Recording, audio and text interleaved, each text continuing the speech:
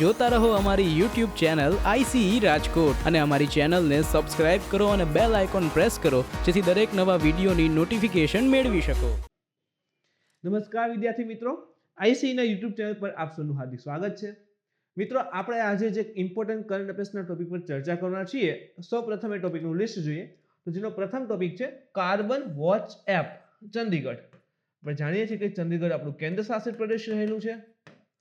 હવે આ carbon watch app છે શું? એક પ્રકારની એપ્લિકેશન છે. જો મિત્રો, આ વખતે એપ્લિકેશન ઘણી બધી કરોડમાં છે, જેમ કે સંદેશ છે, કો છે, મેપમાં ઇન્ડિયા છે. તો બધી એપ્લિકેશનને ધ્યાનમાં રાખજો. ફરી પાછી એક નવી એમાં એડ થઈ ગઈ કાર્બન વોચ એપ. તો શું છે, શેના માટેનું છે, આપણે વાત કરશું.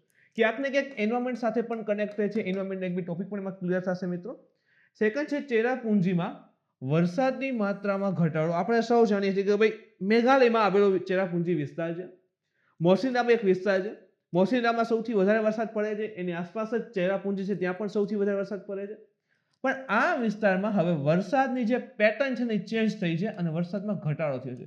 તો એના ક્યાં કારણ છે, એનાથી શું ઇફેક્ટ આવશે, એની વાત કરશું. ત્રીજું છે સઘન મિશન ઇન્દ્રધનુષ 3.0.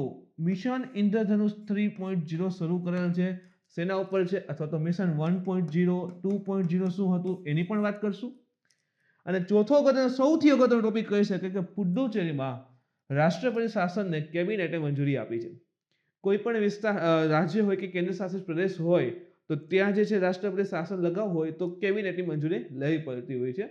તો કેબિનેટે તાજેતરમાં મંજૂરી આપી છે અને પુડ્ડુચેરીમાં રાષ્ટ્રપતિ શાસન લાગુ પડેલ છે. મિત્રો, પુડ્ડુચેરીના હમણાં નવા રાજ્યપાલ પણ આવ્યા છે. આપણે કરંટમાં લીધા હતા. કોણ છે એ ફરી કોમેન્ટ કરીને જણાવજો. તો ચાલો મિત્રો આગળ વધીએ. તો આપણો પ્રથમ જે ટોપિક છે કાર્બન વોચ એપ ચંદીગઢ. જોઈએ શા માટે કરંટમાં છે. ચંદીગઢે કાર્બન વોચ નામની એક એપ્લિકેશન જે છે, મોબાઈલ એપ જે છે એ લોન્ચ કરી છે. જેનો ઉદ્દેશ્ય શું છે તો એક વ્યક્તિના કાર્બન ફૂટપ્રિન્ટનું આકલન કરવું, માપવું એમ. હવે અહીંથી પેલો શબ્દ પાછો એ પણ આવે કે ચલો એક વ્યક્તિ તો ઠીક, પણ કાર્બન ફૂટપ્રિન્ટ એટલે શું, એનો અર્થ શું થાય? કાર્બન ફૂટપ્રિન્ટનું આકલન કરવાનું છે. તો એ પણ હમણાં આપણે જોશું કે કોઈ પણ વ્યક્તિ જે છે, ધારો કે આપણે વાહન યુઝ કરતા હોઈએ છીએ, અલગ અલગ કોઈ પણ જગ્યાએ ફરતા હોઈએ છીએ, પબ્લિક ટ્રાન્સપોર્ટેશન વોટેવર, ગમે તે પ્રક્રિયા દ્વારા કાર્બન ડાયોક્સાઇડનું ઉત્સર્જન થાય છે, એનાથી ગ્રીન હાઉસ ગેસીસમાં વધારો થાય છે. તો એને કંઈક સંલગ્ન છે કાર્બન ફૂટપ્રિન્ટ. તો કોઈ પણ દરેક વ્યક્તિ જે છે એ કેટલું કાર્બન ફૂટપ્રિન્ટનું પ્રોડક્શન કરે છે, ઇન શોર્ટ કે કેટલું એના દ્વારા ફેલાય છે, એ માપવા માટે આ જે કાર્બન વોચ જે છે, કાર્બન વોચ એ એપ્લિકેશન જે છે એ ચંદીગઢ રાજ્ય કેન્દ્ર શાસિત દ્વારા લોન્ચ કરવામાં આવેલી છે. આ સાથે ચંદીગઢ આવી પહેલ અથવા તો આ પ્રકારની કહેવાય કે એપ્લિકેશન લોન્ચ કરનારું પ્રથમ કેન્દ્ર શાસિત અથવા તો રાજ્ય. યાદ રાખવું, અત્યાર સુધી એક રાજ્ય પણ આ પ્રકારનો એક્સપેરિમેન્ટ નથી કરેલો કે અન્ય કોઈ કેન્દ્ર શાસિત પણ. ભારતનું પ્રથમ વર્ષ આ ચંદીગઢ એવું કેન્દ્ર શાસિત બન્યું છે કે જેને કાર્બન ફૂટપ્રિન્ટ ઉપર એપ્લિકેશન જે છે લોન્ચ કરેલી છે. કાર્બન ફૂટપ્રિન્ટનો અર્થ કોઈ વિશેષ માનવ પ્રવૃત્તિ દ્વારા વાતાવરણમાં મુક્ત થયેલા ગ્રીન હાઉસ વાયુઓ. કોઈ વિશેષ કહેવાય કે માનવ પ્રવૃત્તિ, જેમ કે ધારો કે એક ભાઈ તમે કંપની ચલાવતો હોય, ચીમનીમાંથી ધુમાડા નીકળતા હશે તો એમાં પણ ગ્રીન હાઉસ ગેસીસ હશે. સલ્ફર ડાયોક્સાઇડ છે, નાઇટ્રોજન ઓક્સાઇડ છે, ગ્રીન હાઉસ ગેસીસ હશે. કાર્બન ડાયોક્સાઇડ છે, મોનોક્સાઇડ છે, ઇવન H2O પાણીની વરાળ પણ લિક્વિડ સ્ટેજમાં ગેસિયસ ફોર્મમાં હશે તો એ પણ એક પ્રકારનો ગ્રીન હાઉસ ગેસીસ કહી શકાય છે. તો કોઈ પણ માનવ પ્રવૃત્તિ દ્વારા વાતાવરણમાં મુક્ત થયેલા ગ્રીન હાઉસ વાયુઓ, અને એમાં ખાસ કરીને કાર્બન ડાયોક્સાઇડની માત્રા, એને આપણે સામાન્ય રીતે કાર્બન ફૂટપ્રિન્ટ કહેતા હોઈએ છીએ. તો યાદ રાખજો કાર્બન ફૂટપ્રિન્ટનો અર્થ શું થાય છે. હવે એપ્લિકેશન વિશે માહિતી મેળવીએ. તાજેતરમાં જે ચંદીગઢે લોન્ચ કરી છે. આ એપ્લિકેશનનું મુખ્યત્વે વ્યક્તિગત કાર્ય પર ધ્યાન કેન્દ્રિત કરશે. જો એપ્લિકેશન શા માટે, તો કે દરેકના ફોનમાં આપણે ઇન્સ્ટોલ કરશીએ તો શું થશે કે ફોનમાં ઇન્સ્ટોલ થાય છે તો વ્યક્તિગત થાય છે ને, તો વ્યક્તિગત જે પણ કાર્ય રહેલા છે એના ઉપર ધ્યાન કેન્દ્રિત કરશે. પાણી, ઉર્જા, કચરો પેદા કરવો અને પરિવહન, તો ટોટલ આ 4 કેટેગરીથી સંબંધિત વિગતોના આધારે કાર્બન ફૂટપ્રિન્ટની ગણતરી કરશે. જો 4 પરિબળ આપ્યા છે, યાદ રાખજો.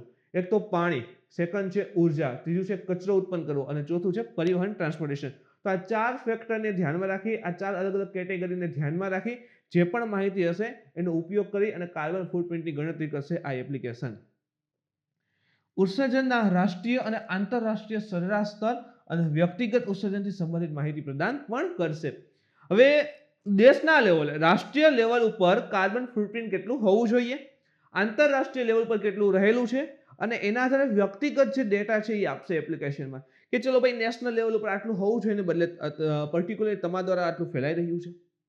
તો રાષ્ટ્રીય, આંતરરાષ્ટ્રીય અને લોકલ ત્રણેયની કમ્પેરિઝન કરી અને આ માહિતી જે છે એપ્લિકેશન આપશે.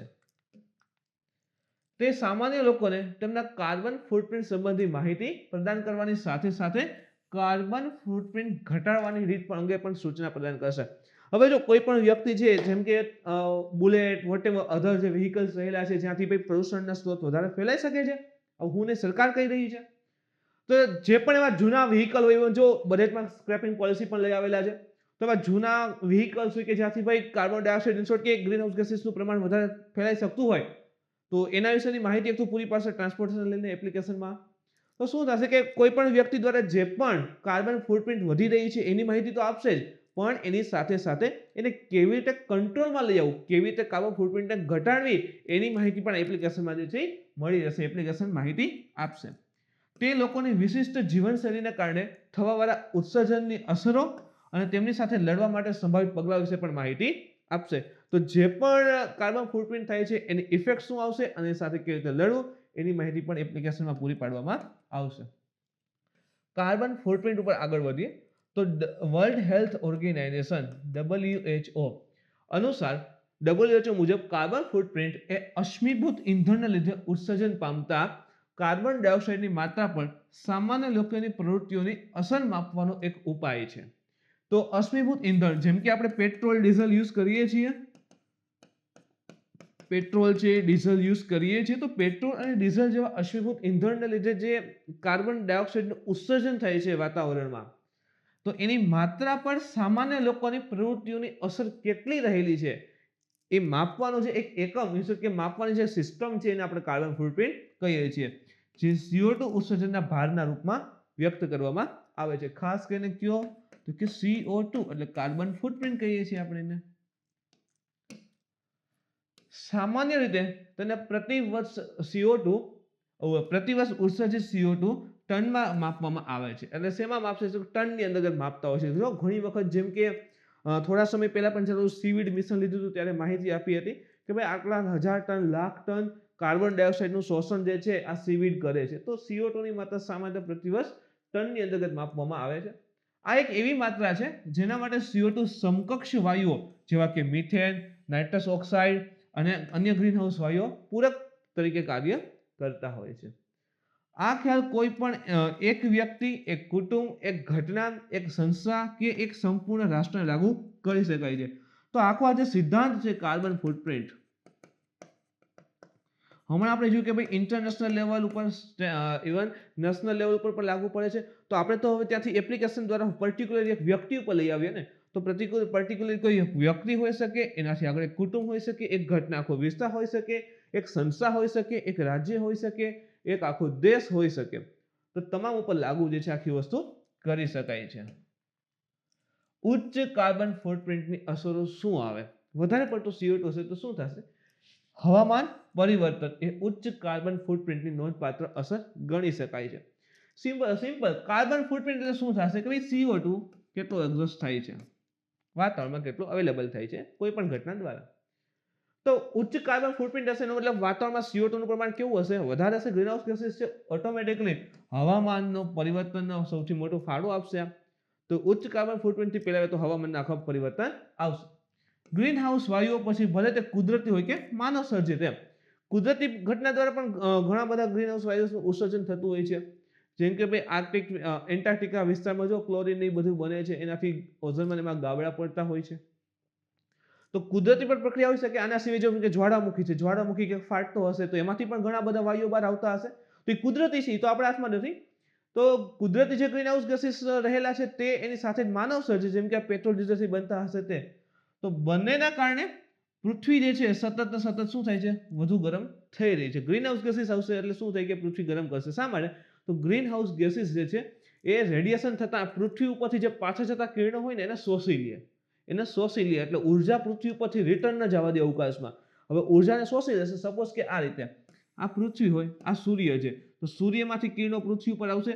હવે આ સાંજના સમયે આ ભડકાય અને આ પાછા જતા હશે. તો આ પાછા જતા હશે ને તો એ ગ્રીન હાઉસ ગેસીસ હશે ને એ શું કરે તો કે એને શોષી લે, આ ઉર્જાનું શોષણ કરી લે. તો ધારો કે 50 પાછા જવાના હોય તો એમાંથી જે છે 40 જેટલા શોષી લે, તો માત્ર 10 જેટલી ઉર્જા બહાર જાય. તો 40 શોષાઈ ગયા કે નહીં? હવે અહીંયા ઉર્જા રહી ગઈ તો તાપમાન શું થાય? વધે. તો પૃથ્વીને વધુ ગરમ કરવામાં ફાળો આપે છે. વર્ષ 1990 થી 2005 સુધી કાર્બન ડાયોક્સાઇડના ઉત્સર્જનમાં 31% વધારો થયો છે. તો જો યાદ રાખજો, ક્યાંક નોટ કરજો મિત્રો, તમે મેન્સ અથવા તો વટેવર ક્યાંક રજૂ કરવાનું થાય તો લખી શકાય. 1990 થી 2005 ગાળા દરમિયાન 31% જે છે CO2 ઉત્સર્જનમાં શું થયો છે? વધારો થયો છે. જ્યારે 2008 થી ઉત્સર્જનમાં રેડિયેશન વોર્મિંગમાં, જો આ ગ્લોબલ વોર્મિંગની વાત આવી, એક છે રેડિયેશન વોર્મિંગ. રેડિયેશન વોર્મિંગમાં કેટલો વધારો થયો છે? 35% વધારો થયો છે. રેડિયેશન વોર્મિંગ શું હોય? તો જે અલગ અલગ જે કિરણોત્સર્ગી પદાર્થ હોય કે જેમાંથી આલ્ફા બીટા ગામા વિકિરણો નીકળતા હોય, ઇન્ટુ રેડિયો એક્ટિવ પદાર્થો હોય, તો અલગ અલગ એક્સપેરિમેન્ટ એના દ્વારા શું થાય છે કે ભાઈ રેડિયો એક્ટિવિટી થતી હોય છે, એના કિરણો નીકળતા હોય છે. તો રેડિયેશન વોર્મિંગ એના દ્વારા પણ તમે જો કે ભાઈ વાતાવરણ ગરમ થતું હોય છે. જે કહેવાય ને કે જરૂરી નથી કે ચલો આ બે બોડી હોય એ અને બી. હવે શું થાય કે ચલો એક સળિયો હોય, પહેલા સમજે સળિયાને અહીંયા ગરમ કરીએ તો આખો સળિયો ગરમ થાય. હવે આ બે વચ્ચે તો કઈ કનેક્શન નથી, તો રેડિયો એક્ટિવિટી કે ભાઈ સીધો કોન્ટેક્ટ નથી છતાં પણ ઉર્જાની આપલે થઈ શકે છે. તો આ રીતે વોર્મિંગ થતું હોય છે. તો ધેટ ઇઝ રેડિયેશન વોર્મિંગ. એમ 35% એમાં પણ વધારો થયો છે. 3 પ્રકારના હોય, કંડક્ટર હોય, કન્ડક્શન હોય અને રેડિયેશન હોય. તો કંડક્ટરમાં શું થાય કે ભાઈ બે ફિઝિકલી કોન્ટેક્ટમાં, આખા કોઈક સળિયો તો એક સીધો વસ્તુ છે. પ્રવાહીને એવું હોય તો ત્યાં કન્વેક્શન થિયરી લાગુ પડે, એનાથી ગરમ થતા હોય. અને રેડિયેશન, જેમ કે સૂર્ય ત્યાં છે અને પૃથ્વી આ છે, છતાં સૂર્યની અસર આપણે દેખાય છે, તાપમાનમાં વધારો થાય છે. તો ત્યાંથી જે કિરણો આવે છે પૃથ્વીના તાપમાનમાં વધારો કરે છે, એ રેડિયેશન. તો એ રેડિયેશન વોર્મિંગ દ્વારા પણ 35% વધારો થયો છે. વર્લ્ડ મીટરિયોલોજિકલ ઓર્ગેનાઇઝેશન, જેને આપણે WMO કહીએ છીએ, એના અનુસાર હવામાન પલટાના દ્રષ્ટિકોણથી વર્ષ 2010-20, એટલે કે આ જે ગયો દશકો હતો એ સૌથી ગરમ દાયકો હતો. સૌથી ગરમ દશકો હતો. નવો દશકો શરૂ થઈ ગયો 2021 થી. તો જે 10 થી 20 નો જે દશકો હતો એ સૌથી ગરમમાં ગરમ દશકો હતો. સંસાધન અધોગતિ, જેમ કે વન નાબૂદી થઈ છે, ધીરે ધીરે ધીરે વન વિસ્તાર શું થાય છે? ઘટી રહ્યા છે. એવું નથી કહેતો કે આખા ઇન્ડિયાના, કારણ કે ઓલ ઓવર રિપોર્ટ જોશો તો 24.56% રિપોર્ટ હતો 2019 નો. રાષ્ટ્રીય નેશનલ જે કહેવાય ને કે ભાઈ ફોરેસ્ટ રિપોર્ટ આવે છે, રાષ્ટ્રીય વન નીતિની અંતર્ગત જે ફોરેસ્ટ રિપોર્ટ આવે છે, એમાં કીધું હતું કે 24.56% વન ક્ષેત્ર રહેલું છે, જે ઓલી વખતે 23 સમથિંગ હતું. તો એ વધી ગયું છે. 2017માં આપણો તો આ 2019માં છે. 2021માં ફરી રિપોર્ટ આપશે કે આ 2 વર્ષમાં કેટલો જંગલમાં વધારો થયો છે. તો અરાઉન્ડ ઓલ ઓવર વધારો થઈ રહ્યો છે, પણ સ્પેશિયલી અમુક વિસ્તારમાં જે જંગલો ઘટે છે, જેમ કે આપણે નોર્થ ઈસ્ટની વાત કરીએ, આપણા ઉત્તર પૂર્વ ભારતના વિસ્તાર છે, તો અહીં જંગલોનું પ્રમાણ ઘટે છે. શા માટે? તો અલગ અલગ પ્રકારની એક્ટિવિટીના કારણે, જેમ કે ઝૂમ ખેતી છે. તો વન નાબૂદીથી લઈને એર કન્ડિશનના ઉપયોગ સુધી. એર કન્ડિશનનો ઉપયોગ, આપણે એસીનો ઉપયોગ કરીએ, ક્લોરોફ્લોરોકાર્બન્સ, એનાથી શું થાય છે કે ગ્રીન હાઉસ ગેસીસ રહેલા છે, કહેવાય કે વિશ્વમાં તાપમાન વધારે છે. તો વન નાબૂદીથી લઈ એસીના ઉપયોગ સુધીના વધારાના કાર્બન ફૂટપ્રિન્ટ્સ વિશાળ સ્કેલ પર સંસાધનોને ઘટાડવામાં ફાળો પણ આપે છે. તો એની ઇફેક્ટ પણ આવશે. કાર્બન ફૂટપ્રિન્ટ્સ ઘટાડવાની રીત કઈ છે? તો 4R સિસ્ટમ, અને હંમેશા યાદ રાખજો કંઈક મેઇન્સ હોય ત્યાં પણ લખી શકાય. 4Rમાં શું આવશે? તો સૌથી પહેલા આવશે રિફ્યુઝ. તો ભાઈ ઉપયોગ કરવા માટેની મનાઈ કરવી. જેમ કે આ ક્લોરોફ્લોરોકાર્બન્સની રહેલા છે, તો શું કે ભાઈ એને અધર રિસોર્સિસ લઈ આવો, એની બદલે કંઈક અલગ વાયુ વાપરો એસીમાં ને એમાં, જેથી કરીને ભાઈ જે એક્ઝોસ્ટ થાય છે, વાતાવરણમાં રિલીઝ થતો ગ્રીન હાઉસ ગેસીસ છે એ ઘટે. એક તો રિફ્યુઝ. સેકન્ડ થિંગ, બીજો કોઈ વાયુ યુઝ કરે છે, શક્ય હોય એટલે ઓછો યુઝ કરો, તો રિડ્યુસ. પછી તો કે પુનઃ ઉપયોગ થાય એમ હોય તો રીયુઝ કરો. અને લાસ્ટ આવશે રીસાયકલ. જેમ કે પ્લાસ્ટિક આ તે વોટેવર રહેલું છે, તો રીસાયકલિંગ એમ પ્રમાણે એમ. તો 4R જે સિસ્ટમ રહેલી છે, refuse, reduce, reuse and recycle, તો આની કલ્પના અપનાવી અને આ દિશામાં મહત્વપૂર્ણ સાબિત જે છે થઈ શકશે આ કાર્બન ફૂટપ્રિન્ટ્સ. જેમ કે ભાઈ એવું નહીં કે ચાલો પછી વાહનના ધુમાડાથી એ છે, જેમ કે વધારાનો કચરો ને એવું સળગાવવામાં આવે છે, તો જે પ્લાસ્ટિકને આ વટેવર અથવા તો ઇલેક્ટ્રિક ઈ કચરો કહીએ, એ બધું સળગાવવામાં આવે છે, તો એનાથી પણ ગેસીસ ફેલાય છે. તો એને આ રીતે કંટ્રોલ કરી શકાય. જેમ કે ઈ વેસ્ટ નીકળતો હોય તો ભાઈ રિફ્યુઝ, અમુક પ્રકારનો યુઝ ટાળો, જેમ કે લેડને એનો યુઝ વધારે થતો હોય તો ઓછો કરો. રિડ્યુસ કરો, રીયુઝ કરો, પોસિબલ હોય તો એને ફરી ઉપયોગ કરો, અથવા તો ન થાય હોય તો એને પીગાળી રીસાયકલ કરો. તો આ મુજબ જે છે ભાઈ 4R ની સંકલ્પના રહેલી છે. જાહેર પરિવહનનો ઉપયોગ કરો, પબ્લિક ટ્રાન્સપોર્ટેશન યુઝ કરો. આપણે પર્ટિક્યુલરલી એકલા જવું એમ ક્યાંય સુધી દૂર સુધી, તો ભાઈ આપણે કાર લઈને જવું, બાઇક લઈને જવું, ધેટ્સ બેટર કે પબ્લિક ટ્રાન્સપોર્ટેશન યુઝ કરો. જેથી કરીને શું થાય કે દરેક વ્યક્તિ આવું વિચારશે તો ઓટોમેટિકલી શું થશે કે ભાઈ જે ધુવાડા વાહનોના ધુમાડાને જે છે એના જે વાતાવરણ બગાડ થાય છે ઘટી જશે. સેકન્ડ થિંગ, પેટ્રોલની ડિમાન્ડ પણ ઘટશે, તો એ પણ કંટ્રોલમાં આવશે. તો જાહેર પરિવહનનો ઉપયોગ કરો, વધુ કાર્યક્ષમ રીતે વાહન ચલાવો, હાઈ એફિશિયન્સી વાળા. હવે આપણે જો એટલે તો સ્ટેપિંગ પોલિસી લઈએ કે ભાઈ જૂના 30-40 વર્ષ જૂની ગાડી હાંકતા હોય તો એ તો એક તો પહેલા પેટ્રોલ વધારે ખાય, સેકન્ડ થિંગ ભાઈ ધુમાડા વધારે કહેવાય કે ઉત્પન્ન કરશે, તો નુકસાન જ થાય છે ને બંને રીતે એમ. તો કે આવી ગાડીનો હોય ઉપયોગ ટાળો. એટલે કાર્યક્ષમ વાહન હોય જેની એફિશિયન્સી સારી હોય એ વાહનો યુઝ કરો. અને એ પણ સુનિશ્ચિત કરો કે વર્તમાન વાહન સારી સ્થિતિમાં કન્ટિન્યુઅસલી રહે, જેથી કરીને આગળ જતા પ્રોબ્લેમ આવે નહીં. વ્યક્તિઓ અને કંપનીઓ દ્વારા કાર્બન ક્રેડિટ્સ ખરીદીને તેમના કાર્બન ડાયોક્સાઇડના ઉત્સર્જનને ઘટાડી શકાય. હવે કાર્બન ક્રેડિટ્સ શું હોય છે સમજો. ધારો કે એક એબીસી નામની કંપની છે અને એક XYZ નામની કંપની છે. હવે બંનેને કીધું કે તમારે 10 ગ્રામથી વધારે કાર્બન ઉત્પન્ન કરવાનો નથી. સમજવા માટે કાર્બન ક્રેડિટ શું થાય. ઓકે, તો એબીસી કંપની જે છે એ ઉત્પાદન કરે છે, પણ એને ત્યાંથી કાર્બનનું ઉત્પાદન છે માત્ર 4 ગ્રામ જ થયું. તો કેટલા બચ્યા? તો કે 6 ગ્રામ કાર્બન બચી ગયા કે નહીં? ઓકે, તો આ ફાયદો છે. હા ભાઈ, તમે જે છે નિયમનું ફૂલફિલ કરેલું છે. ઓકે, XYZ કંપનીમાં શું થાય છે કે ભાઈ અહીંયા તો 4 નહીં 10 ની લિમિટ આપી છે, છતાં 14 ગ્રામ કાર્બન ઉત્પન્ન થાય છે. તો લિમિટ તો 10 ની હતી, તો બાકીના 4 નું શું કરવું? તો શું કહેશે XYZ કંપની? એબીસીને રિક્વેસ્ટ કરે કે તમારી પાસે 6 ગ્રામ વધારે કાર્બન ઉત્પન્ન કરવાની કેપેસિટી છે. હવે આ એને કંઈક ફંડિંગ ને એવું કરશે અથવા તો વોટેવર ગમે તે રીતે મદદ કરશે અને આ જે છે 4 ગ્રામ એને કાર્બન ક્રેડિટ આપશે. તો ઓકે, તમે 4 ગ્રામ વધારે ઉત્પન્ન કરી શકો છો. તો ઓટોમેટિકલી આનું કમ્પ્લીટ થઈ ગયું, આનું કમ્પ્લીટ થઈ ગયું. તો આ મુજબ કાર્બન ક્રેડિટ્સ રહેલી હોય છે. તો વ્યક્તિઓ અને કંપનીઓ દ્વારા જે કાર્બન ક્રેડિટ્સની ખરીદી છે તેમના કાર્બન ડાયોક્સાઇડ ઉત્સર્જનને ઘટાડી શકાય છે. તો કાર્બન ક્રેડિટ્સ હવે એમ થાય કે આનાથી કેવી રીતે, જેમ કે જો હવે આ 6 ગ્રામમાંથી આ 4 ગ્રામ વેચે કે ફ્રીમાં તો નહીં વેચે, કંઈક તો રહેશે. તો દરેક કંપની આ રીતે જો બચાવવા લાગશે, આ કેમ કીધું કે 6 ગ્રામ બચશે, જો 6 ગ્રામ કાર્બન બચી ગયો તો આ કંપની વેચશે તો એક તો ઓલરેડી ફાયદામાં છે, પર્યાવરણને ફાયદો કરે છે અને ઇન્કમ પણ કરે છે વેચીને. તો આ રીતે જે છે કે જો કંપનીઓ ધીરે ધીરે કાર્બન ડાયોક્સાઇડ ઘટાડે, એની કાર્બન ક્રેડિટ મેકિંગ કરે, બનાવે, તો એ કોકને વેચી અને તેથી પૈસા પણ કામી શકે છે. ઇનડાયરેક્ટલી તમે જો કે કાર્બન ડાયોક્સાઇડ શું થાય છે, ઘટશે. તેમના દ્વારા ખરીદેલ કાર્બન ક્રેડિટ્સનો ઉપયોગ વૃક્ષારોપણ અથવા તો નવીનીકરણ ઉર્જા સંબંધિત પ્રોજેક્ટમાં રોકાણ માટે કરી શકાય. તો હવે પૈસા અહીંથી આની પાસે આવશે તો એ વૃક્ષારોપણ અથવા નવીનીકરણ ઉર્જા સંબંધિત કાર્યમાં એ પૈસો વાપરી શકાય છે. પેરિસ કરાર આપણે જાણીએ છીએ, પેરિસ ક્લાઇમેટ. પેરિસ કરાર જેવા હવામાન પલટાને લગતા સંમેલનનો અમલીકરણ અને હવામાન પલટાથી સંબંધિત ભારત સરકાર લીધેલા પગલાઓને વધુ વેગ આપવો જોઈએ. તો જે પેરિસ ક્લાઇમેટ સંધિ રહેલી છે, આના સિવાય ભારત સરકાર જે પણ આ હવામાનમાં બદલાવ આવી રહ્યા છે એને અટકાવવા માટે જે પણ પગલાઓ લે છે એને હજી વધારે વેગ આપવો જોઈએ, જેથી કહેવાય કે એની અસર જે છે વધારે આવે. ભારતે શરૂ કરેલી પહેલોમાં એક છે national action plan on climate change, national action plan on climate change અને નેશનલ વેટલેન્ડ કન્ઝર્વેશન પ્રોગ્રામ. તો વગેરેનો સમાવેશ થાય છે કે આને વેગ આપવો જોઈએ, હજી આને પ્રબળ ખૂબ જ સારી રીતે લાગુ કરવા જોઈએ. એના પછી મિત્રો મુદ્દો રહેલો છે ચેરાપુંજીમાં વરસાદની માત્રામાં ઘટાડો થયો છે. સૌપ્રથમ ચેરાપુંજીનું લોકેશન જોઈએ તો that is our north east India, ઉત્તર પૂર્વ ભારત આખું રહેલું છે. અહીં તમે જુઓ કે આસામનો ભાગ દેખાય છે, આ આખું આસામ છે આ રીતે. અહીં અરુણાચલ પ્રદેશ આવે છે, હવે આ ત્રિપુરા છે અને આ આસામનો ભાગ રહેલો છે અને આ છે મેઘાલય. અને મેઘાલયની અંતર્ગત અહીં રહેલું છે ચેરાપુંજી. આની નજીક જ અહીંયા છે મોસિનરામ અને એની ઉપર જે છે શિલોંગ, ગુવાહાટી, આસામ. તો શા માટે ઇમ્પોર્ટન્ટ કે ભાઈ વરસાદની માત્રામાં ઘટાડો થયો છે.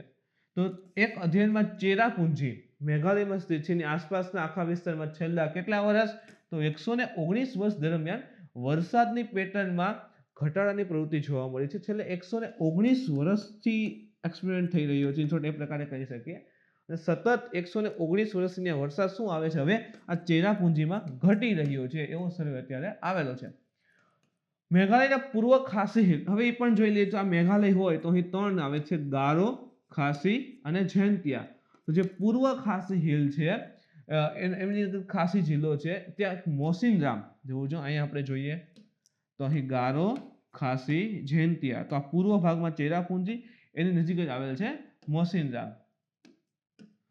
તો માસિનરામ ગામમાં ચેરાપુંજીને પાછળ છોડીને વિશ્વનું સૌથી વધુ વરસાદ ધરાવતું સ્થળ બની ગયું છે. ચેરાપુંજી એક સમયમાં હતું, કારણ કે ઘણી વખત જો આપણે ક્લાસમાં વાત કરતા હોય તો એમ કે સૌથી વધારે વરસાદ તો ચેરાપુંજીમાં, પણ હવે આપણે માનીએ છીએ કે મોસિનરામમાં છેલ્લા કેટલાક વર્ષથી સતત ઘટી રહ્યું છે. ચેરાપુંજીમાં એવું તો શું થયું કે ભાઈ વરસાદનું પ્રમાણ ઘટે છે, આપણે આગળ જોઈએ. પણ હવે યાદ રાખો સૌથી વધારે વરસાદ ક્યાંથી આવે છે? મોસિનરામમાં આવે છે. મોસિનરામ એક વર્ષમાં આશરે 10,000 મિલીમીટરથી પણ વધુ વરસાદ આવે છે. તો ખૂબ સારો વરસાદ છે. આખા વિશ્વનો લગભગ સૌથી વધારે વરસાદ અહીંયા છે. ચેરાપુંજીથી મોસિનરામનું માર્ગ દ્વારા લગભગ તમે જો તો 81 કિલોમીટર દૂર છે.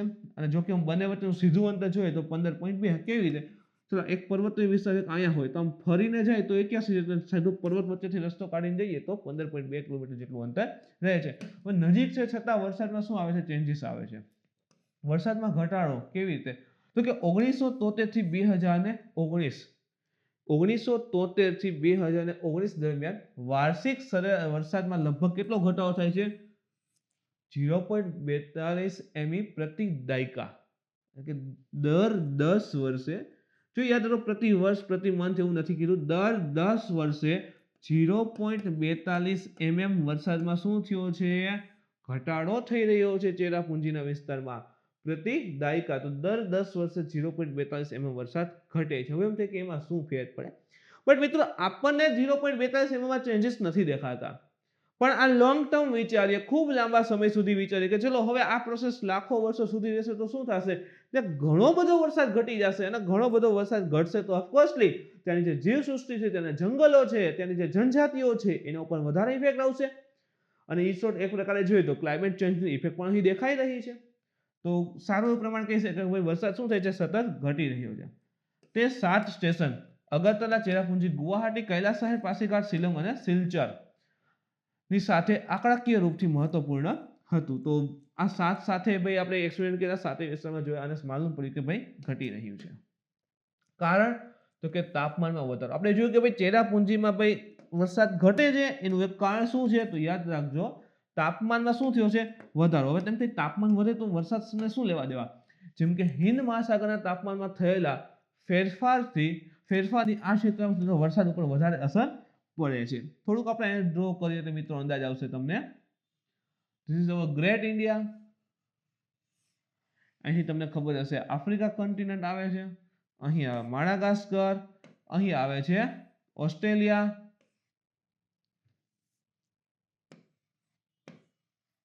આ રીતે અહીં આવે દક્ષિણ અમેરિકા કોન્ટિનેન્ટ.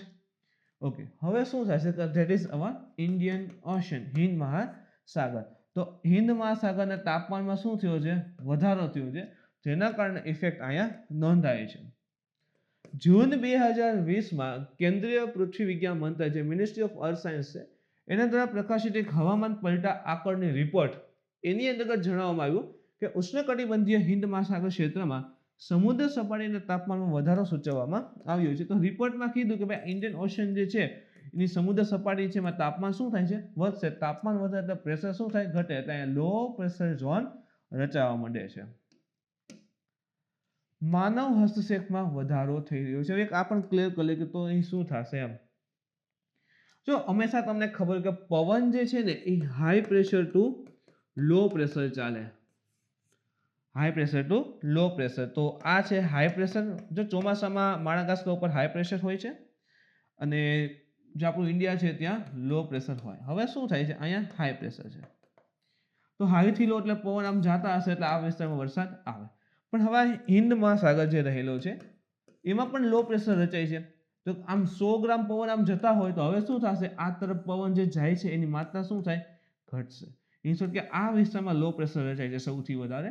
તો આમ જે બે ભાગ પડતા હોય છે તો એમાં એક ભાગમાં શું થશે કે આ વિસ્તારમાં લો પ્રેશર રચાતું હોય તો ભાઈ અહીં જેટલા પવન જવા જોઈએ એટલા જઈ શકતા હશે નહીં.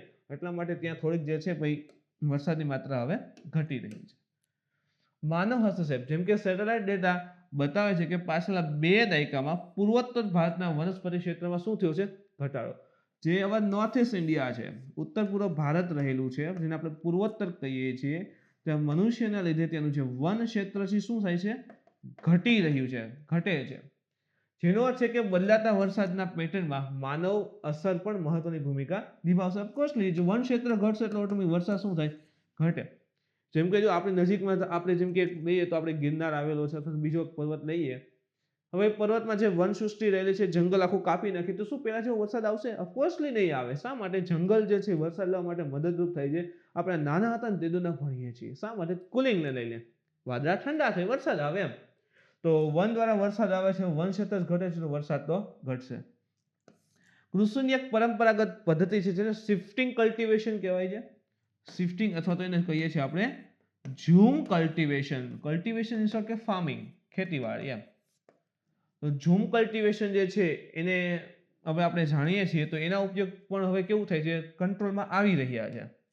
જો એક નોર્થ ઇસ્ટ ઇન્ડિયામાં જે છે જંગલ કાપવાનું એક સૌથી મોટું કારણ આ હતું, ઝૂમ કલ્ટિવેશન. હવે શું થાય કે સમજો કે ભાઈ આ આખો જંગલનો વિસ્તાર રહેલો છે, અહીંયા વૃક્ષ ને બધું ડેવલપ છે. એક અહીંયા વિસ્તારમાં એક આદિવાસી સમૂહ રહે છે. હવે શું થાય કે ચલો એટલે ખેતીને એવું કરવું છે તો મોડર્નાઇઝ તો યુઝ નહીં કરે. અહીંયા જે થોડા ઘણા વૃક્ષ હશે એ કાપી અને આટલો વિસ્તાર શું કરશે? ક્લિયર કરી દે. આખો વિસ્તાર ક્લિયર બનાવશે આ રીતે. આ થઈ ગયો આટલો વિસ્તાર ક્લિયર. હવે અહીંયા જે પણ નાના નાના વનસ્પતિ છોડ હશે બધું સળગાવી દેશે. સળગાવે એટલે શું થાય કે સળગશે ને એટલે એમાં થોડું ઘણી જે રાખ હોય એ બધું આમાં ભળી જાય એમ. તો એ જમીન ફળદ્રુપ બને. ઓકે, હવે આદિવાસી જૂથ રહેલા છે તો એ કેમિકલ ફર્ટિલાઇઝર્સની કોઈ ઉપયોગ કરશે નહીં, રાસાયણિક ખાતર જંતુનાશક દવાનો યુઝ કરે નહીં. તો શું થાય કે થોડા 6-7 વર્ષ સુધી સતત ખેતી કરશે તો સારું એવું ઉત્પાદન આવશે. એના પછી તો કે ઉત્પાદન ઘટશે કારણ કે એક સમય પછી જે જમીનની ફળદ્રુપતા ઘટવાની જ છે, એમાં ઉપયોગ ખાતર એવું નહીં નાખે એટલે જેવી ઉત્પાદન ઘટી જાય એટલે શું કરે? એને છોડી દે અને બીજી જગ્યાએ નવી જમીન આ રીતે કરે કે વૃક્ષ કાપે અને પાછી જમીનને વ્યવસ્થિત કરે અને ઉત્પાદન લેવાનું ચાલુ કરે. આનાથી શું થાય કે જમીન વિસ્તાર જંગલો સતત કપાતા જાય છે. તો આજે અહીંયા ખેતી કરે છે, થોડા વર્ષો પછી અહીંયા જશે, એના પછી થોડા વર્ષો પછી અહીંયા જશે, તો શિફ્ટ થાય છે. એટલા માટે કહીએ છીએ આપણે શિફ્ટિંગ કલ્ટિવેશન, ઝૂમ ખેતી. પહેલા આને લીધે બહુ નુકસાન થતું, ઉત્તર પૂર્વ જંગલો બહુ નાશ થાય છે, પણ હવે થોડું કંટ્રોલમાં આવેલું છે. પણ આને લીધે અત્યારે ઇફેક્ટ તો હવે જોવા મળે છે. આ વિસ્તારમાં વ્યાપકપણે જંગલોની કાપણી કરવામાં આવી છે. અધ્યયનમાં મુખ્યત્વે 2006 પછી વનસ્પતિનું આવરણ જે છે એ ઘટાડો અને કૃષિ જમીન ક્ષેત્રમાં વધારો. જો સમજો, વનસ્પતિનું આવરણ ક્ષેત્ર ઘટે છે. ચલો આ રીતે એક આખો વિસ્તાર હોય, આ બધે ઝાડ વાવેલા હોય તો આ વનસ્પતિ ક્ષેત્ર રહેલું છે. અને હવે શું થાય છે કે વનસ્પતિ ક્ષેત્ર ઘટે છે, આ ક્ષેત્ર સાફ થઈ ગયું, પણ અહીંયા શું થઈ ગયું? એગ્રીકલ્ચર. તો વનસ્પતિ કાપી અને અહીં ખેતી કરવામાં આવે છે, પણ વનસ્પતિ કટ થાય છે, જંગલનો વિસ્તાર ઘટે છે એટલે વરસાદની પેટર્ન ચેન્જ થાય. આ વિશ્લેષણમાં પ્રતિ વર્ષ વનસ્પતિ ક્ષેત્રમાં 104.5 કિલોમીટરનો ઘટાડો જોવા મળ્યો છે. ચોરસ કિલોમીટરનો ઘટાડો જોવા મળે છે. સારો એવો ઘટે છે. બીજી તરફ 2021 થી 2018ના સમયગાળા વચ્ચે કૃષિ ક્ષેત્ર જે રહેલું છે તેમાં વર્ષ દીઠ 182.1 ચોરસ કિલોમીટર અને શહેરી અને બિલ્ટઅપ એરિયા છે નિર્માણ કાર્ય થતું હોય તો શહેરી અને બિલ્ટઅપ એરિયામાં દર વર્ષે 0.3 ચોરસ કિલોમીટરનો નોંધપાત્ર વધારો થયો છે. તો આ વિસ્તાર જંગલનો વિસ્તાર થતો વનસ્પતિ ક્ષેત્ર કાપી એગ્રીકલ્ચર બનાવે છે. સેકન્ડ થિંગ તો કે ભાઈ કૃષિ યોગ્ય ક્ષેત્ર વધે છે, શહેરીકરણ કરે છે, શહેર ફેલાતા જાય છે, લોકો ગામડામાંથી સિટીમાં આવે છે તો શહેર તો ફેલાશે, તો ઓફકોર્સલી આસપાસના જે વનસ્પતિ એરિયા છે એ કાપવામાં આવે છે. બિલ્ટઅપ એરિયા થાય છે, જે નવા કહેવાય કે એરપોર્ટ બનાવે છે, ઇન્ફ્રાસ્ટ્રક્ચર ડેવલપમેન્ટ થાય છે, તો એના લીધે પણ વનસ્પતિ જંગલના વિસ્તાર કાપવામાં આવે છે. તો એના લીધે શું થાય કે જંગલનો વિસ્તાર ઘટે છે, વનસ્પતિ ક્ષેત્ર ખાસ કરીને ઘટે છે, તો ઇન્ફ્રાસ્ટ્રક્ચર ડેવલપમેન્ટ થાય છે, પણ વનસ્પતિ ક્ષેત્ર ઘટે છે તો ઇફેક્ટ તો આવશે, વરસાદ ઘટે છે. ઉત્તર પૂર્વ ક્ષેત્રમાં અધ્યયનનું મહત્વ. ઉત્તર પૂર્વ ભારતનો મોટા ભાગનું ક્ષેત્ર કેવો છે? પર્વતીય છે. ઇવન આપણે આંખ બંધ કરીને જોઈએ ને તો પછી આસામ તો આપણને સીધું યાદ આવે, આમ હરા ભરા જંગલો હશે, આમ ચાની પત્તી હશે, તોડતા હશે ઘણા બધા, અને આમ ટેકરી જેવો વિસ્તાર એકદમ લીલોછમ વિસ્તાર હશે. તો ઉત્તર પૂર્વ ભારતમાં મોટા ભાગના ક્ષેત્ર કેવા છે? પર્વતીય છે. હવે સિંધુ ગંગાના મેદાનો પણ ભાગ છે. જેમ કે આસામનો વિસ્તાર લ્યો તો આપણે ભણતા હોઈએ છીએ ને કે આસામનું મેદાન અથવા તો બ્રહ્મપુત્રનું મેદાન, તો એ વિસ્તારમાં આવે છે થોડું ઘણું. અને પ્રાકૃતિક અને વૈશ્વિક વાતાવરણ પરિવર્તન માટે ખૂબ જ સંવેદનશીલ રહેલું છે ને ખેતી પણ થાય છે. તે ધ્યાનમાં રાખવું પડશે કે હવામાન પલટાના લક્ષણો ચેરાપુંજીમાં ઓછા વરસાદ જેવી ઘટનાઓને સ્પષ્ટ કરે છે. ઇવન જો આ વખતે આપણા માટે ગ્લોબલ વોર્મિંગ બહુ ઇમ્પોર્ટન્ટ છે, ઉત્તરાખંડમાં પણ ઘટના ઘટેલી હતી, તો હવામાનમાં જે પણ ચેન્જ થઈ રહ્યું છે, ગ્લોબલ ચેન્જીસ થઈ રહ્યા છે, એની ઇફેક્ટ અહીંયા ચેરાપુંજીમાં સારી એવી પ્રમાણમાં ફરી જોવા મળી રહી છે કે વરસાદનું પ્રમાણ સતત કેટલા વર્ષોથી શું થાય છે? ઘટી રહ્યું છે. ઉત્તર પૂર્વ ભારત દેશના સૌથી વધુ વનસ્પતિ ક્ષેત્રનું પ્રતિનિધિત્વ કરે છે. ઓલરેડી યુપીએસસી ક્ષેત્રમાં આવેલો પ્રશ્ન છે મિત્રો કે હિમાલય જે રહેલો છે ને એના ભાગ પડે પશ્ચિમ હિમાલય, પૂર્વ હિમાલય, તો બાયોડાયવર્સિટી જૈવિકતા ક્યાં વધારે છે તો કે પૂર્વ હિમાલયમાં. તો સારી એવી વનસ્પતિ ત્યાં આવેલી છે ઇનશોર્ટ કે એનું પ્રતિનિધિત્વ કરે છે. વિશ્વના 18 જેટલા જૈવ વિવિધતા ધરાવતા હોટસ્પોટ અહીં સમાવિષ્ટ છે. હોટસ્પોટ એટલે શું થાય કે ત્યાં જૈવિકતા ફાટી નીકળી હોય, ખૂબ વધારે પ્રકારની વનસ્પતિઓ હોય, ખૂબ વધારે પ્રકારના જંગલી પ્રાણી આ તે પશુ બધું જોવા મળતું હોય, તેને હોટસ્પોટ બાયોડાયવર્સિટી કહેવાય એમ કે જૈવિકતા અહીં ખૂબ જ વધારે આવેલી છે. એની હરિયાળી અને આબોહવા પરિવર્તન સંવેદનશીલ સંદર્ભમાં તેનું મહત્વ સૂચવે છે. હવે જો ત્યાં ચેન્જીસ આવશે, હવે આબોહવા પરિવર્તનને લીધે ત્યાં ફેરફાર થશે તો આ વિસ્તારને સૌથી મોટો અસર જોવા મળશે. એક તો ખાસ કરીને એની બાયોડાયવર્સિટીને લીધે વનસ્પતિમાં ફેરફાર થશે, એની સાથે જ તરત જ એમાં જે પ્રાણી સંપત્તિ રહેલી છે એને પણ અસર આવશે. ચેરાપુંજી અને મોસીનરામમાં વધુ વરસાદના કારણો. તો ચેરાપુંજી જે છે એની ઊંચાઈ છે 1313 મીટર અને મોસીનરામની ઊંચાઈ છે 1401 મીટર અને આવેલા છે ક્યાં બને તો મેઘાલયના પૂર્વ ખાસી હિલની દક્ષિણ ઢોળા ઉપર. તો ગારો, ખાસી, જયંતિયા તો આ સાઈડ આવેલા છે. હવે દક્ષિણ થાય એટલે આ સાઈડ થશે બંગાળની ખાડીના પવનો સીધા જ્યાં આવે એ તરફ થશે. મેઘાલય એક પર્વતીય રાજ્ય છે જેમાં ઘણી બધી ખીણ અને હાઈલેન્ડ પ્લેટોસ આવે છે. મેઘાલય પોતે પ્લેટોસ રહેલું છે અને આપણે જાણીએ છીએ મેઘાલય છે દ્વીપકલ્પીય ઉચ્ચ પ્રદેશનો ભાગ પણ છે. પ્લેટોસની ઊંચાઈ 150 મીટરથી લઈને 1961 કે હું તો કહું છું 5000 સુધી હોઈ શકે, કારણ કે તિબ્બતનો પઠાર, તિબ્બતનો ઉચ્ચ પ્રદેશ તો 5000 મીટર જેટલો ઊંચો છે. તો 150 થી અંદાજિત 2000 મીટરની વચ્ચે ઊંચાઈ હોય છે અને તેનો મધ્ય ભાગમાં ખાસી ટેકરીઓ આવેલી છે જેની ઊંચાઈ કેવી છે ઘણી વધુ છે. એટલે ઓલરેડી પ્લેટો રહેલું છે અને એના ઉપર પર્વત છે તો સારી એવી ઊંચાઈ રહેલી છે. ચેરાપુંજી મોસીનરામમાં વરસાદ ચોમાસાના પવન દ્વારા પથરાયેલી પર્વતીય સ્થિતિને કારણે આવે છે. સિમ્પલ છે ભાઈ, વરસાદ માટે પર્વત ઇમ્પોર્ટન્ટ છે. ભારતમાં પર્વતીય વર્ષા વધારે છે. આ તો પર્વત હોય, અહીંથી જે વાદળું આવતું હશે આ રીતે વાદળના ભાગમાં પર્વત આવશે એટલે અહીં વરસવાનું ચાલુ કરશે. થોડું ઉપર જશે હજી પર્વત મળે છે વરસે. હવે આ સાઈડ જશે તો વરસાદ કેવો થઈ ગયો હશે ઓછો, તો પર્વત આવે છે તો એક સાઈડ વરસાદ કેવો આવે વધારે આવે છે. તો મેઘાલયમાં આ સ્થિતિ રહેલી છે. બાંગ્લાદેશના મેદાનમાંથી પસાર થતા ભેજવાળા પવનો અને બંગાળની ખાડીમાંથી ઉત્તર તરફ વહેવાળા ભેજયુક્ત પવનો ખાસી હિલની સાંકડી ખીણમાં હોય છે અને આરોહણ થવાના કારણે જેને આપણે ફનલિંગ ઇફેક્ટ પણ કહીએ છીએ. ફનલિંગ ઇફેક્ટ. ફન એટલે ગરણી. ગરણી કેવું હોય તો આપણે જાણીએ કે ભાઈ આ રીતે આખો આકાર રહેલો હોય, આ રીતે ગરણી હોય એમ. તો આમાં શું થાય કે ભાઈ ઇનપુટ કેવું છે મોટું છે પણ જ્યારે આઉટપુટ આવે તો સાંકડું છે. તો સેમ વસ્તુ અહીં આવા ઘણા બધા પર્વતો હોય છે તો આમ દૂરથી પવન આવવાના વિસ્તાર કેવો છે મોટો છે પણ જ્યારે પવનોને બે પર્વત વચ્ચેથી પસાર થવાનું થાય એટલે શું થાય કે એને ફનલિંગ ઇફેક્ટ મળે, ઘનીકરણ થાય. એટલે એમાં જે ભેજ રહેલો હોય છે એ શું થશે પાણીમાં રૂપાંતરિત થાય. ભેજ પાણીમાં રૂપાંતરિત થશે તરત શું આવશે વરસાદ આવશે. એટલા કારણે આ જે નોર્થ ઇસ્ટનો એરિયા છે મિત્રોને ફનલિંગ ઇફેક્ટ પ્રાપ્ત થાય છે એટલે વરસાદ કેવો આવે છે ખૂબ જ વધારે આવે છે. સ્થાનાંતરિત કૃષિ શિફ્ટિંગ કલ્ટી વિશે મિત્રો આપણે વાત કરી લીધી કે ભાઈ અહીંની ખાસ કરીને કેટલાક સમુદાયો જે આદિવાસી જનજાતિ લોકો છે એ શિફ્ટિંગ કલ્ટિવેશન ઝૂમ ખેતી કરે છે કે આજે અહીંયા ખેતી છે થોડાક વર્ષો પછી બીજી જગ્યાએ ખેતી હશે એમ. આ પણ આખું છે ભાઈ એમાં છોડ નીંદણને સળગાવીને સરળતાથી જે છે દૂર કરી શકે, સળગાવવામાં આવે છે એનાથી જમીનની ફળદ્રુપતા થોડી ઘણી જળવાઈ હોય છે. તો એક તો આ બધું તેની સાથે રહેલું જ છે. હવે આનાથી જંગલો કપાય છે, ઝાડ પણ કપાય છે, ઇનશોર્ટ વધુ કપાય છે. હવે ત્રીજી વસ્તુ શું થઈ જો વૃક્ષની બધું કપાય છે, વનસ્પતિ ક્ષેત્ર કપાય છે. આ ત્યાં વૃક્ષ રહેલા હતા હવે આટલા બધા સાફ કરી નાખ્યા, આ બધું તોડી નાખ્યું, ક્લિયર કરી નાખ્યું, થોડાક વર્ષો પછી મૂકીને બીજી વિસ્તારમાં આવું ક્રિયા કરે છે. તો આ બધી જમીન તો ખુલ્લી પડે છે ને, તો ખુલ્લી પડેલી જમીનનું ધોવાણ કેવું થાય વધારે થાય. પેલા શું કે ભાઈ વૃક્ષ હતું તો વૃક્ષના જે મૂળ હોય જમીનને જકડી રાખે પણ હવે તો વૃક્ષ રહ્યા છે કાપી નાખ્યા છે. તો જેવું વરસાદનું પાણી આવશે તેની સાથે જમીનના ઉપલા સ્તરનું ધોવાણ પણ કેવું થશે વધશે. તો જમીનનું ધોવાણ પણ કેવું થાય વધે છે. એના પછી મિત્રો ઇમ્પોર્ટન્ટ મુદ્દો છે સઘન મિશન ઇન્દ્રધનુષ 3.0. તાજેતરમાં કોવિડ-19 રોગચાળા દરમિયાન નિયમિત રસીકરણ ચૂકી ગયેલા બાળકો અને સગર્ભા સ્ત્રીઓને આવરી લે તે હેતુથી સઘન મિશન ઇન્દ્રધનુષ 3.0 ઇન્ટેન્સિફાઈડ મિશન ઇન્દ્રધનુષ એટલે કે IMI 3.0 જે છે એની યોજના શરૂ કરવામાં આવેલ છે. સઘન મિશન ઇન્દ્રધનુષ 3.0 યાદ રાખો IMI 3.0. હવે કોવિડ-19 ના સમયમાં આપણે જાણીએ છીએ કે બધું લોકડાઉન હતું, એના કારણે શું થયું કે ભાઈ જે પણ બાળકોને અથવા સગર્ભા સ્ત્રીઓને રસી આપવાની હોય એ કાર્યક્રમ સ્ટોપ થઈ ગયા હતા. તો હવે જે છે ફરી નોર્મલ થઈ રહ્યું છે, તો એ કાર્યક્રમ જે છે શરૂ કરવામાં આવશે અને એ વખતે એને કહેલું છે EMI, એટલે કે ઇન્ટેન્સિફાઈડ મિશન ઇન્દ્રધનુષ 3.0.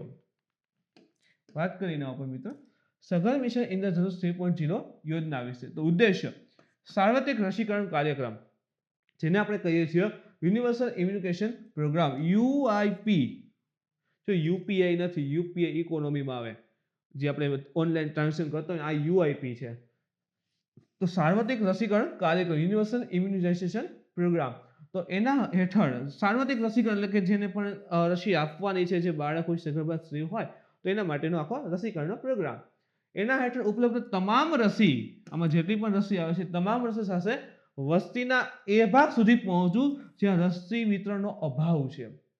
ઇન શોર્ટ કે છેવાડાના વ્યક્તિ સુધી, સૌથી છેલ્લું ગામ હોય અને એમાંય સૌથી છેલ્લે કોઈનું ઘર હોય ત્યાં સુધી એની પહોંચ બનાવી. આ પ્રોગ્રામની અંતર્ગત જે પણ રસીઓ સમાવિષ્ટ છે, તો છેવાડાનું ગામ હોય, છેવાડાનું ઘર હોય અને જ્યાં છેલ્લે જે વ્યક્તિ રહે છે ત્યાં સુધી આ રસીનો વિતરણનો અભાવ જે છે ત્યાં સુધી પહોંચવાની આમાં વાત કરે છે. અને જેથી કરીને શું થાય કે તમામ બાળકો અને સગર્ભા સ્ત્રીઓને રસીકરણ કરી શકાય અને રસીકરણનું જે કવરેજ છે, કવરેજ આખો જે એરિયા રહેલો છે એમાં પ્રોગ્રામમાં તીવ્રતા લાવી શકાય, જેથી કરીને આખો ટોટલી એરિયા જે છે વધે. કેટલું કવરેજ છે? તો કે આ રસીકરણનું કામ આ વર્ષે 2 તબક્કામાં પૂર્ણ કરવામાં આવશે, જે 29 રાજ્ય પ્લસ કેન્દ્ર શાસિત, આમાં 29 ની અંતર્ગત રાજ્ય પ્લસ કેન્દ્ર શાસિત બંને આવી ગયા એમ. તો અમુક રાજ્ય અને કેન્દ્ર શાસિતમાં લાગુ નહીં પડે. તો રાજ્ય અને કેન્દ્ર શાસિત પ્રદેશોમાં 250 પૂર્વ ચિહ્નિત એટલે પહેલેથી ઓળખેલા જિલ્લા અથવા તો જે સિટી હોય ત્યાં આખો પ્રોગ્રામ આયોજિત કરવામાં આવશે. આના સિવાય તો રસીકરણ માટે 313 જિલ્લાઓને ઓછા જોખમ, જો 3 ભાગ છે, ઓછા જોખમ, મધ્ય જોખમ અને ઉચ્ચ જોખમ. તો 313 જિલ્લામાં ઓછા જોખમ, પછી 152 ને મધ્યમ જોખમ અને 250 ને ઉચ્ચ જોખમવાળા જિલ્લા તરીકે વર્ગીકરણ કરવામાં આવેલા છે. સ્થળાંતરિત વિસ્તારો એટલે કે જે માઇગ્રન્ટ્સ એરિયા હોય, આના સિવાય દૂરસ્થ વિસ્તારોના લાભાર્થીઓ. સ્થળાંતરિત વિસ્તાર શું થાય કે જેમ કે અત્યારે આ વિસ્તારમાં લોકો રહેતા હોય, હવે કાલે ઉઠી રોજગારી માટે અન્ય ક્ષેત્રમાં જે છે, બાળકોના ભણતર માટે અન્ય ક્ષેત્રમાં જતા હોય, ખાસ કરીને રોજગારીને લઈને વસ્તુ જોવા મળતી હોય, તો સ્થળાંતરિત વિસ્તારો હોય. અને દૂરસ્થ વિસ્તારો તો દૂર દૂરના ગામડાવાળા વિસ્તાર હોય, તો દૂરસ્થ વિસ્તાર અને સ્થળાંતરિત વિસ્તારોમાં લાભાર્થીઓને લક્ષિત કરવામાં આવશે. તો એને પણ આ વખતે લક્ષિત કરશે અને રસીની જરૂર હશે તો આપવામાં આવશે, જે રોગચાળા દરમિયાન રસી પુરવણીઓથી વંચિત રહી ગયેલ છે કોવિડ-19 ના કારણે. મહત્વ શું? તો કે આ ટકાઉ વિકાસના લક્ષ્યો જે સસ્ટેનેબલ ડેવલપમેન્ટ ગોલ છે મિત્રો, ખૂબ ઇમ્પોર્ટન્ટ છે, આ વખતે ઘણા હાઇલાઇટમાં છે. ઇવન હવેનો દસકો પણ શરૂ થઈ ગયો. 2030માં અલગ અલગ 17 સસ્ટેનેબલ ડેવલપમેન્ટ ગોલ છે. ક્યાંક ને ક્યાંક કુપોષણની ઝીરો કરવાની વાત છે, આની સાથે ગરીબી ઘટાડવાની વાત છે, સાક્ષરતાની વાત છે, સ્વચ્છ પાણીની વાત કરે છે. તો એમાં જે લક્ષ્યો રહેલા છે, ટકાઉ વિકાસના લક્ષ્યો, એ મેળવવાના હેતુ સાથે ભારત દ્વારા આ પ્રકારના કાર્યોમાં હવે શું કરશે? વધારો કરશે, જેથી કરીને 2030ના લક્ષ્ય આપણે ફૂલફિલ કરી શકીએ. યુનિવર્સલ ઇમ્યુનાઇઝેશન પ્રોગ્રામ, જેને આપણે UIP કીધું. તો રસીકરણનો કાર્યક્રમ જે છે 1978માં આરોગ્ય અને કુટુંબ કલ્યાણ મંત્રાલય દ્વારા શરૂ કરવામાં આવ્યો હતો અને એ વખતે હતું વિસ્તૃત રસીકરણ કાર્યક્રમ, expanded programme of immunization EPI. તો 1978માં જે આરોગ્ય અને કુટુંબ કલ્યાણ મંત્રાલય છે એને આ EPI નામનો કાર્યક્રમ જે છે રસીકરણ માટે જે છે શરૂ કર્યો હતો.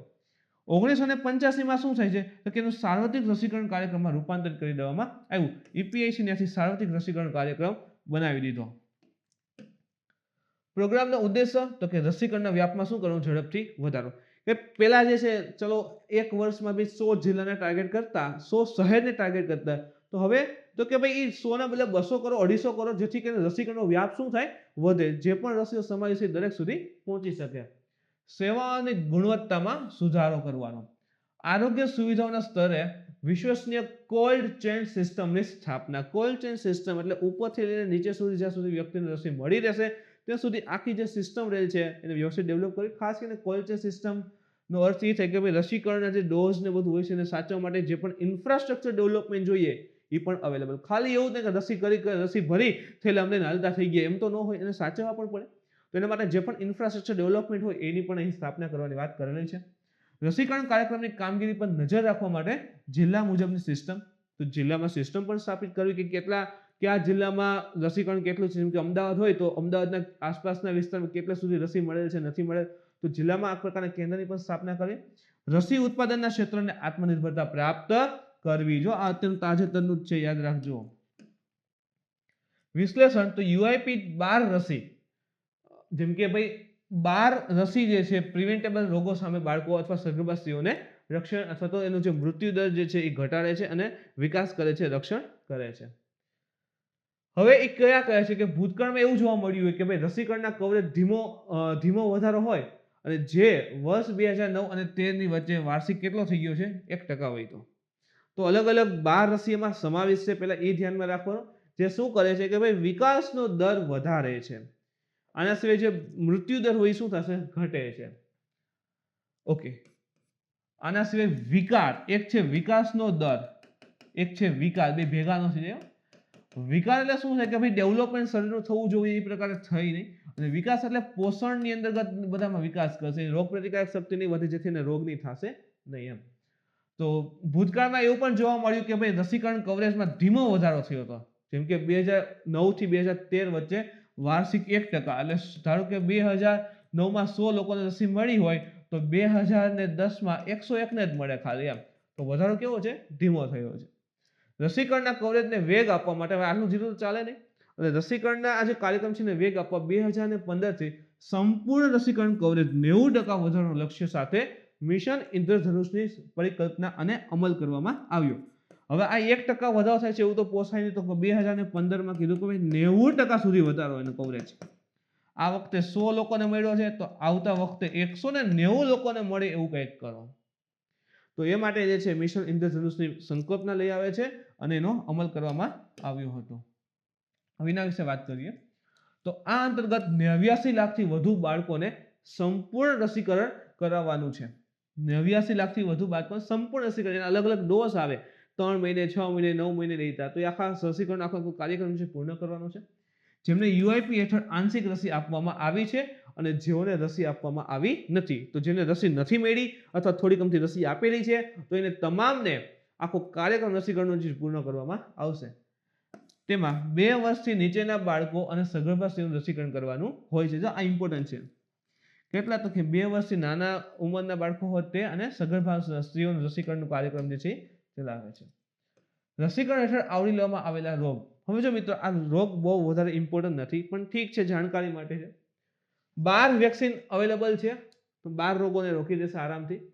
જેમ કે ભાઈ એક છે ડિપ્થેરિયા છે, પછી પ્રિવેન્ટેબલ રોગ, વેક્સિન જે રસી દ્વારા અટકાવી શકે એ પ્રકારના રોગ, જેમ કે ડિપ્થેરિયા છે, હોપિંગ છે, ટેટેનસ, ધનુર, તો ટેટેનસ છે, પોલિયો છે, ટ્યુબરક્યુલોસિસ, ટીબી, હેપેટાઇટિસ બી છે, ન્યુમોનિયા છે, હિમોફિલિસ ઇન્ફ્લુએન્ઝા ટાઈપ બી છે જે ચેપી હોય છે. આના સિવાય તમે જો ઝાફારીસ એન્ફેલાઇટિસ છે, રોટા વાયરસ છે, ન્યુમોકોકલ કન્જુગેટ, હમણાં ઇમ્પોર્ટન્ટ છે, આ તો કરંટમાં પણ આવ્યું છે ન્યુમોકોકલ. બજેટમાં પણ કીધું છે કે સ્વદેશી રીતે ભારતે ન્યુમોકોકલને ડેવલપ કરી છે, અને ઓરી અછબડા છે. તો એ બધા રોગોને પ્રિવેન્ટ કરવા માટે અહીં રસી જે છે આપવામાં આવે છે. જોકે જાપાની એન્ફેલાઇટિસ અને હિમોફિલિસ ઇન્ફ્લુએન્ઝા ટાઈપ બી એની સામે રસીકરણના કાર્યક્રમો દેશના અમુક જિલ્લામાં ચલાવવામાં આવી રહ્યા છે. લગભગ તમામ જિલ્લામાં નથી, કેટલાક જિલ્લામાં જ ખાલી ચાલે છે. સઘન મિશન ઇન્દ્રધનુષ 1.0, જો અત્યારે 3.0 આવ્યું છે તો 1.0 તો ક્યારે થયું શરૂઆત, તો કે 2017માં શરૂઆત થઈ હતી. એનો ઉદ્દેશ્ય નહીં જોઈએ તો કવરેજ, પહેલા તો કેટલા વિસ્તાર સુધીનું કવરેજ કેવું છે, તો જે મિશન જે છે એની અંતર્ગત એવા શહેરી વિસ્તારો પર વધુ ધ્યાન આપવામાં આવ્યું હતું જે મિશન ઇન્દ્રધનુષ હેઠળ બાકી હતા. જે મિશન ઇન્દ્રધનુષ હતું એની અંદર જે પણ બાકી રહી ગયા છે ને, પહેલા તો એને ટાર્ગેટમાં રાખ્યા અને આ મિશન જે છે શરૂ કરવામાં આવ્યું. 2020 ને બદલે ડિસેમ્બર 2018 સુધીમાં 90%થી વધારે સંપૂર્ણ રસીકરણ સુનિશ્ચિત કરવા પસંદગીના જિલ્લા, દરેક નહીં, જે પણ કહેવાય ને સિલેક્ટ કરે છે કે ભાઈ 100 જિલ્લા છે, 200 જિલ્લા છે, તો વોટેવર 100 શહેર, 200 સિટી, તો ડિસેમ્બર 2018 સુધીમાં 90%થી વધારે સંપૂર્ણ રસીકરણ, આ જિલ્લો શહેર અથવા પસંદ કર્યું છે તેનું સંપૂર્ણ રસીકરણ પૂરું થાય એ મુજબ પસંદગીના જિલ્લા અને શહેરોમાં રસીકરણ કવરેજ સુધારવા પર ધ્યાન કેન્દ્રિત કરવામાં આવ્યું. તો ડિસેમ્બર 2018 સુધી 90% જે ટાર્ગેટ હતા એનું પૂરું કર્યું. ઓકે, હવે 2.0 ની વાત કરીએ તો આ પલ્સ પોલિયો પ્રોગ્રામ 2019-20ના 25 વર્ષોને ચિહ્નિત કરવાના ઉદ્દેશથી શરૂ કરવામાં આવેલ એક દેશવ્યાપી રસીકરણ અભિયાન હતું. તો 25 વર્ષનો જે પણ ચિહ્નિત કરવા માટેનો ઉદ્દેશ્ય, જે 25 વર્ષમાં જે પણ ડેવલપમેન્ટ થયું હતું એ ચિહ્નિત કરવા માટે આ કાર્યક્રમ ચાલે છે, પલ્સ પોલિયો પ્રોગ્રામ. કવરેજ તો તેમાં 27 રાજ્યોના કુલ 272 જિલ્લા સંપૂર્ણ રસીકરણ કવરેજમાં રાખવામાં આવ્યા હતા. આખો જે 2 વર્ષનો આખો પ્રોગ્રામ છે, બાળક 2 વર્ષથી નાનું હોય તો સગર્ભા સ્ત્રી હોય તો એ જે આખા રસીકરણ આપવાના છે 3 મહિને, 6 મહિને, 9 મહિને, વોટેવર, તો એ આખો પ્રોગ્રામ કમ્પ્લીટ થઈને પૂરેપૂરા ડોઝ એને મળે તેવા આખા 272 જિલ્લા જે છે પસંદ કરવામાં આવ્યા હતા. આ કાર્યક્રમનો ઉદ્દેશ તો કે 2022 સુધી ઓછામાં ઓછા 90% અખિલ ભારત રસીકરણ કવરેજનું લક્ષ્ય પ્રાપ્ત કર્યું છે. જે પણ જિલ્લા આપણે સિલેક્ટ કરીએ છીએ, અહીં કીધું 272, તો લગભગ એના 90% તો કમ્પ્લીટ થઈ જ જવા જોઈએ. એના પછી મિત્રો વાત કરીએ તો પુડુચેરીમાં રાષ્ટ્રપતિ શાસન કેબિનેટે મંજૂરી આપી દીધી છે. મેં તમને શરૂઆતમાં પણ કીધું કે ભાઈ પુડુચેરીના લેફ્ટનન્ટ ગવર્નર અત્યારે કોણ છે એ કોમેન્ટ કરીને જણાવજો. તો કેન્દ્રીય કેબિનેટે જે મંત્રાલય આપણે કહીએ ને કેબિનેટ, વડાપ્રધાનનો આખો જે મંત્રાલય હોય, તો કેન્દ્રીય કેબિનેટે પુડુચેરીમાં રાષ્ટ્રપતિ શાસન લાદવાના પ્રસ્તાવને શું કરી છે? મંજૂરી આપી દીધી છે. વિશ્વાસ પ્રસ્તાવ બાદ પુડુચેરીમાં કોંગ્રેસની નેતૃત્વવાળી સરકાર શું થઈ? પડી ગઈ હતી, સત્તામાંથી દૂર થઈ ગઈ. તો વિશ્વાસ પ્રસ્તાવ પસાર થાય છે, એમાં સરકાર જે છે પડી જાય છે. કોંગ્રેસ સરકાર હતી, કોંગ્રેસ સરકાર પડી ગઈ, વિશ્વાસમત પ્રાપ્ત ના થયો. સેકન્ડ સીન શું થાય છે કે ભાઈ રાજ્યપાલ લેફ્ટનન્ટ ગવર્નર કહે છે કે ભાઈ ચલો કોઈ એક દળ આગળ આવે અને સરકાર બનાવે પુડુચેરીમાં, પણ છતાં કોઈ તૈયાર નહોતું. હવે પુડુચેરીમાં વિધાનસભા છે, કોક તો સરકાર બનાવવી પડે ને, એક સીએમ તો હશે, એનું વિધાનમંડળ હશે, મંત્રીમંડળ હશે, પણ હવે એકય દળ આગળ આવી અને સરકાર બનાવવા તૈયાર જ નહોતી, તો સરકાર વિના કેવી રીતે ચલાવવું? અને લેફ્ટનન્ટ ગવર્નર કહે છે કે ભાઈ હવે રાષ્ટ્રપતિ શાસન લઈ આવો, કંઈક તો જોશે અહીંયા. એટલે એ પ્રસ્તાવ દે છે કેન્દ્રીય કેબિનેટ પાસે, અને કેબિનેટ પસાર કરે છે કે ઓકે ત્યાં કોઈ ગવર્મેન્ટ જ નથી તો પછી ત્યાં પ્રસ્તાવ ફરજિયાત રાષ્ટ્રપતિ શાસન તો લાગવું પડશે. એટલા માટે ત્યાં રાષ્ટ્રપતિ શાસન જે છે લગાવવામાં આવી રહ્યું છે. હવે પુડુચેરી ઇમ્પોર્ટન્ટ છે, જોઈ લઈ સાથે. તો ધેટ ઇઝ આ પુડુચેરી. અહીં આવેલું છે એક યનમ, આંધ્રપ્રદેશમાં યનમ છે એ પણ પુડુચેરી છે. કેરળમાં અહીં માહે છે એ પણ પુડુચેરી છે. અને અહીં એક કરાઈકલ છે એ પણ શું છે? પુડુચેરી છે. તો તમે ભારતની ભૂગોળની બુકમાં એમાં જોશો તો તમને દેખાશે કે ભાઈ અલગ અલગ 3 રાજ્યમાં ટોટલ 4 પુડુચેરી આવેલા છે. મુખ્ય બિંદુ પર વાત કરીએ તો આ નિર્ણય એટલા માટે લેવામાં આવ્યો હતો કે મુખ્યમંત્રીના રાજીનામા બાદ કોઈ પણ પક્ષે પુડુચેરીમાં સરકાર બનાવવાનો દાવો કર્યો ન હતો. કોઈ આગળ જ ના એવું સરકાર બનાવવા તો કેવી રીતે ચલાવવું એમ આખા કેન્દ્ર શાસિતને. તો એટલા માટે ભાઈ રાજ્યપાલ જે છે ઇન શોર્ટ કે લેફ્ટનન્ટ ગવર્નર રિક્વેસ્ટ કરે છે કે ભાઈ અહીં રાષ્ટ્રપતિ શાસન લાદો. તેમના રાજીનામા પછી લેફ્ટનન્ટ જનરલ પુડુચેરીના રાષ્ટ્રપતિ શાસનની ભલામણ કરી, જેને કેન્દ્રીય મંત્રીમંડળ તાજેતરમાં મંજૂરી આપવામાં આવેલી છે. ચૂંટણી પંચે ચૂંટણીની તારીખો જાહેર કર્યા પછી પણ આદર્શ આચારસંહિતા પણ અમલમાં આવશે એવું કંઈક કીધેલું છે. એક વસ્તુ હજી યાદ રાખો કે અનુચ્છેદ 356 એના મુજબ લાગુ પડે છે. એના વિશે પણ વાત કરી લઈ થોડી ઘણી. તો રાષ્ટ્રપતિ શાસન એ ભારતના રાજ્ય સરકારનું નિલંબન છે. ઇન શોર્ટ જ્યાં વિધાનસભા હશે, વિધાનસભા શું થઈ જશે? નોટ એક્ઝિસ્ટ એમ. ઇન શોર્ટ કે મુખ્યમંત્રી અને એનું મંત્રીમંડળ હશે એ હશે નહીં. સીધું એનું શાસન શું હશે?